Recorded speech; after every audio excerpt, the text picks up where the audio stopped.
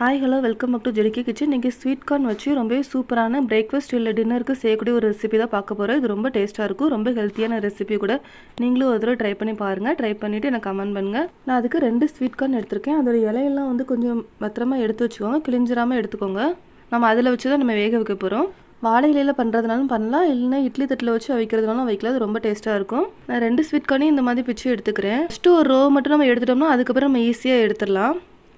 அதை மிக்ஸி ஜாரில் போட்டு கொஞ்சம் கோர்ஸாக அரைச்சிக்கோங்க. நான் எல்லாத்தையும் அரைச்சி எடுத்துகிட்டு நான் ஒரு 4 ஸ்பூன் வெள்ளை ரவை ஆட் பண்ணியிருக்கேன். ஒரு 4 ஸ்பூன் அரிசி மாவு ஆட் பண்ணியிருக்கேன். மாவு ஆட் பண்ணிவிட்டு நல்லா மிக்ஸ் பண்ணி விட்டுக்கோங்க.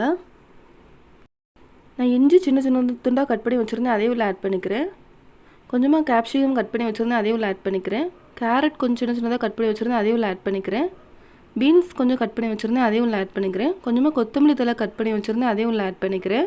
காய்கறிகளை ரொம்ப பெருசாக கட் பண்ண வேண்டாம், ஓரளவு மீடியம் சைஸாக கட் பண்ணிக்கோங்க. காய்கறிகள்லாம் ஆட் பண்ணதுக்கு அப்புறமா நல்லா மிக்ஸ் பண்ணி விட்டுக்கோங்க. நீங்கள் காரத்துக்கு 2 பச்சை மிளகாய் ஆட் பண்ணுறதுனால ஆட் பண்ணிக்கலாம். நான் தேவையான அளவு உப்பு ஆட் பண்ணிக்கிட்டு நான் ஒரு 2லேருந்து 3 ஸ்பூன் தயிர் ஆட் பண்ணியிருக்கேன். தயிர் ஆட் பண்ணதுக்கு அப்புறமா நல்லா மிக்ஸ் பண்ணி விட்டுக்கோங்க. உங்களுக்கு மாவு ரொம்ப தண்ணியாக இருந்த மாதிரி இருந்துச்சுன்னா நீங்கள் லைட்டாக கொஞ்சம் அரிசி மாவு இல்லை ரவை எதுனாலும் ஆட் பண்ணிக்கலாம். கடைசி கொஞ்சமாக சோடாப்பு ஆட் பண்ணியிருக்கேன். இது ஆப்ஷனல் தான், கண்டிப்பாக ஆட் பண்ணணும்னு அவசியம் இல்லை. தேவைப்பட்டால் மட்டும் ஆட் பண்ணிக்கோங்க. கன்சிஸ்டன்சியில் இருக்கிற மாதிரி பார்த்துக்கோங்க. நான் இப்போ இந்த ஸ்வீட் கார்னோட இலையில கொஞ்சம் கொஞ்சமாக எடுத்து வச்சு நல்லா மடக்கி வச்சுக்க போகிறேன். இந்த ரெசிபி ரொம்ப டேஸ்ட்டாக இருக்கும். நீங்களும் ஒரு தடவை ட்ரை பண்ணி பாருங்கள். குழந்தைங்கள்லேருந்து பெரியவங்க வரை எல்லோரும் ரொம்ப விரும்பி சாப்பிடுவாங்க. ஆட் பண்ணிவிட்டு நல்லா மடக்கி வச்சுருங்க.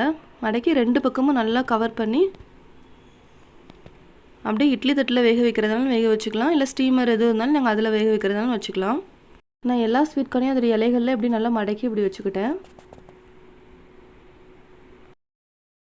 நான் இதை இட்லி தட்டுக்கு மாற்றிட்டு ஒரு 15 நிமிஷம் நல்லா வேக வச்சு எடுத்துக்க போகிறேன். இது வெந்துட்டுருக்கப்பமே இதுக்கு தேவையான சட்னி ரெடி பண்ணிக்க போகிறேன். நான் அதில் சின்ன கப்பில் 1 கப்பு தேங்காய் எடுத்திருக்கேன். கொஞ்சமாக பொரிகடலை ஆட் பண்ணிக்கோங்க. சின்ன துண்டு புளி ஆட் பண்ணியிருக்கேன். 2 பல்லு பூண்டு எடுத்திருக்கேன். 4 பச்சை மிளகாய் எடுத்திருக்கேன். கொஞ்சமாக புதினா ஆட் பண்ணிக்கோங்க. சட்னிக்கு இந்த புதினாவெல்லாம் சேர்த்து வச்சு இதோட ஃப்ளேவர் கூட வச்சு சாப்பிட்றப்போ ரொம்ப டேஸ்ட்டாக இருக்கும். தேவையான அளவு உப்பு ஆட் பண்ணிவிட்டு நல்லா ஃபைனாக நான் அரைச்சி எடுத்துக்கிட்டேன். கடைசியாக தாளித்து ஊற்றியாச்சு.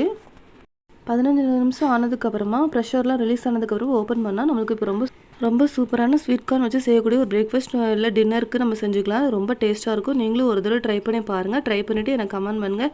என்னோடய சேனல் சப்ஸ்கிரைப் பண்ணிக்கோங்க ஃப்ரெண்ட்ஸ். தேங்க்யூ.